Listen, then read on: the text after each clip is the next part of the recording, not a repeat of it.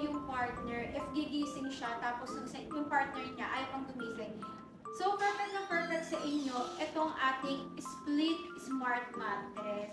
So, ayan, hindi mo na mababother si partner pag gusto mong gumising. So, ayan, yung sa side mo lang siya, pwede i-customize sa ating app control. Kasi itong smart mattress natin, pwede siyang makontrol through remote and cellphone. So, only 135,999 pesos, meron ka ng ganito ka-high-tech na kama, diba? Smart mattress to, so ibig sabihin yung mattress natin yung pinaka-gumagalaw. Tapos baka sinasabi nila, baka mamaya kapag nakataas siya, so hindi siya matibay. So ito, kita nyo, ayan o, tatayo tayo dito.